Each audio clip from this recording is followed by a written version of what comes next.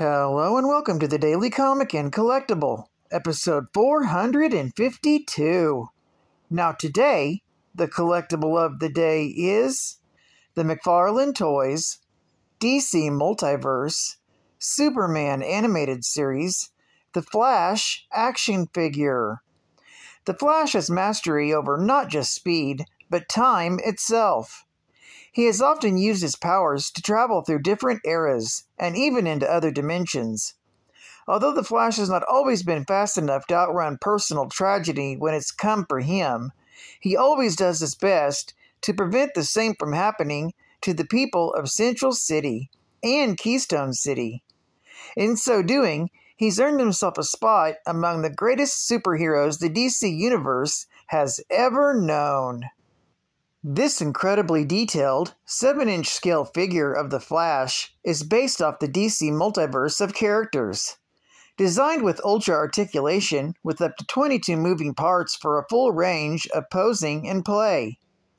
This Flash is based off the classic Bruce Timm look from Superman, the animated series. Flash includes a lightning Speed Force accessory, a pair of alternate interchangeable hands, and a base. The set includes a collectible art card with figure photography on the front and character biography on the back.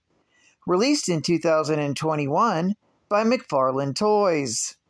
Now, the comic of the day is The Brave and the Bold, Volume 1, Issue number 28, with an original cover date of March 1960. I did cover this issue way back in episode 25, before I updated my format and changed the style, almost a year and a half ago. Unfortunately, this is a facsimile released by Loot Crate in December of 2017 and comes with a DC Comics Certificate of Authenticity, certifying it's an authentic reprint, with story by Gardner Fox, art by Mike Sekowsky, and cover by Mike Sekowsky. This issue is titled Justice League of America, Starro the Conqueror. We open with Aquaman swimming in the Atlantic. He comes upon Peter the Pufferfish, who tells him about a strange alien menace.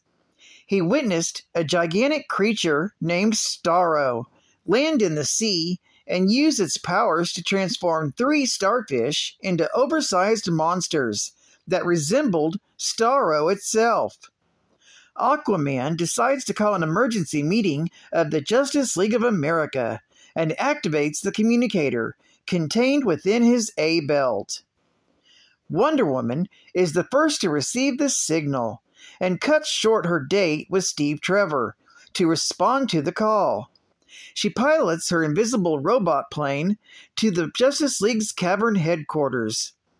Superman is the next to receive the signal, but he's too busy in outer space, smashing meteors that threaten to enter Earth's atmosphere.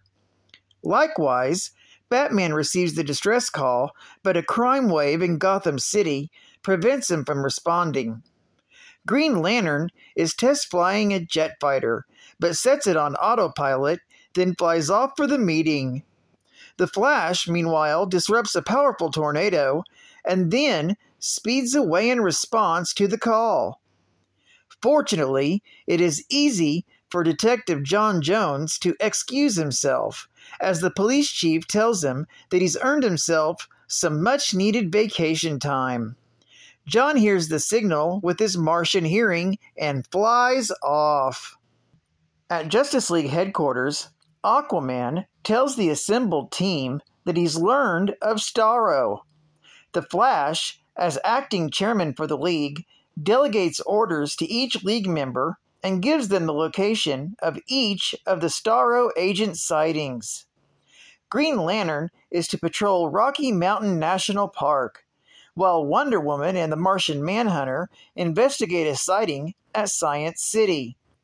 Aquaman is to patrol the ocean depths, while the Flash himself will investigate a Starro presence in Happy Harbor, Rhode Island.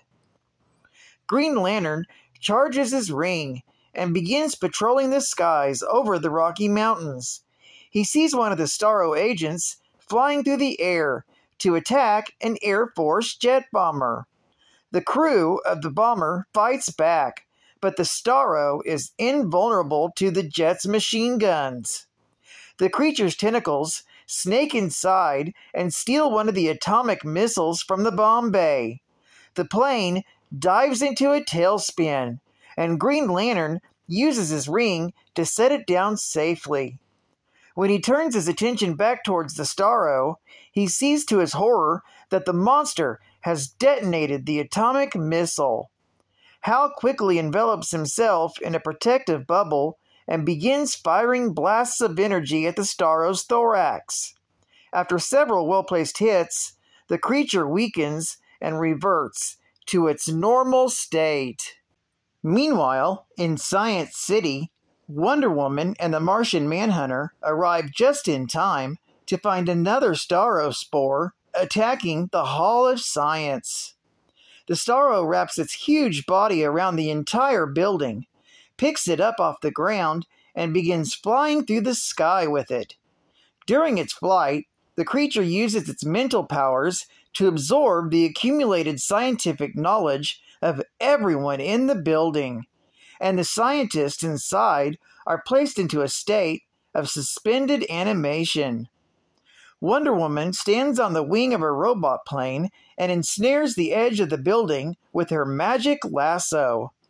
The Martian Manhunter makes use of falling meteor rocks, those that Superman missed, and uses his Martian breath to blow them at Starro.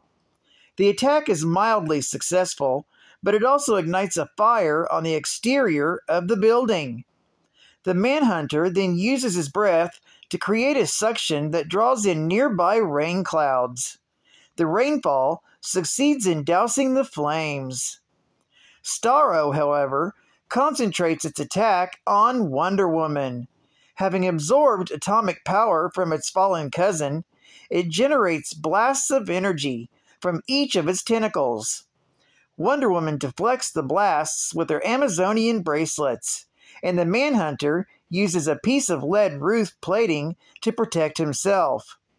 With the lasso still fastened to the building, Wonder Woman ties the other end to her plane and manages to jerk the Hall of Science free from Starro's grasp. She sets it safely upon the ground, then resumes the fight with Starro. After several intense minutes, Starro finally weakens from the assault and collapses down onto the earth. It returns to the state of an ordinary starfish. Like the other spore, this Starro's knowledge and power transfers to its third partner. In Happy Harbor, Rhode Island, the Flash investigates the sighting of the third Starro agent. This one is using its powers to mentally control the town's population. The Flash finds the one civilian who appears to be unaffected by the hypnotic attack, Snapper Carr. Snapper is in the midst of sprinkling lime on his front lawn when he sees his family wander away from the house in a daze. They join with several other expressionless people who begin slowly walking towards Starro. Starro notices the Flash's presence and begins blasting at him with his energy attack, but the Flash is too fast for him. By encircling the creature at super speed, he manages to trap it inside a vortex and propel him out to sea. He then begins drumming his feet on the shoreline at super speed, causing the water around Starro to part. When he stops, the water crashes back down on top of it, rendering the creature unconscious. With Starro inert, the townspeople regain control of their senses. It's not long before the original Starro absorbs the knowledge and power of its defeated underlings and glides towards nearby Turkey Hollow. The Flash radios the rest of the League, who gather together for the final showdown. With all of its accumulated power, Starro plans on taking control of the entire world. Starro learns of Green Lantern's weakness against the color yellow, and changes its own color so that it will be invulnerable to Green Lantern's power ring attacks. Flash is still curious as to why Snapper Carr was impervious to Starro's mental control. With Green Lantern's help, he learns that the line covering Snapper's clothes was proof against the alien's power. Armed with the means to combating the monster, the Justice League gathers up several barrels of lime, and Green Lantern uses his ring to sprinkle it all across Starro's body. The lime hardens around him, imprisoning Starro within a hard white shell. Grateful for unintentionally providing them with the means to defeat Starro, the Justice League makes Snapper Carr an honorary member of the team. Geek Fact: this is a key issue, being the first team appearance of the Justice League of America. Superman, Batman, Wonder Woman, The Flash, Green Lantern, and Aquaman. It's also the first appearance of Starro the Conqueror and Starro's Spores. It's also the first appearance of Snapper Carr. Bonus Geek Fact: it's revealed in Adventure Comics, Volume 1, issue number 451 from June of 1977, that Starro disengaged a remnant to carry on the fight, should it be defeated, as a contingency plan. Another bonus geek fact: Superman and Batman only appear briefly, as Superman was on a space station and Batman was trying to stop a crime wave in Gotham with Robin. Advertising ad facts. Can you name the 6 foreign countries these pictures stand for? If you can, then you could win a big prize. Check your 6 choices in the coupon below. If you get 6 right, we'll send you an exciting collection of real foreign coins. Yeah, absolutely free. We'll also unveil a big catalog showing bikes, dolls, guns, watches. We'll give you real coins from strange faraway lands. Start your own coin collection. Trade with other kids. Simply check on the coupon the 6 nations which match the pictures and mail it to us. If correct, we'll send you a thrilling collection of real foreign coins. Also, we'll send you a big free catalog of wonderful premiums like bikes, wristwatches, guns, dolls, and dozens of others, and tell you how to get them at no cost. Simply offer white cloverine brand salve, easily sold to friends, relatives, and neighbors at 50 cents a package, and choose your premium or cash commission. But right now, identify the pictures and get your real foreign coin collection for free. Well, hell yeah! If I'm a winner, send my foreign coins in 14 packages of white cloverine brand salve to sale at 50 cents a package. Start yours today! Davy Crockett, king of the wild frontier. Get your frontier cabin big enough for 2 to 3 kids. This huge Western-style cabin is a child's dream come true. Approximately 3 feet high, 9 foot square. Inside, there's endless hours of play fun, big enough for 2 to 3 kids to live in this cabin of their very own. It's even constructed of specially treated, flame-proof, and waterproof material made of DuPont polyurethane. Well, I don't know if that's safe or not. Use year-round, indoor or outdoor. No tools needed. Nothing to assemble. Sits up in a jiffy. Folds compactly for easy storage.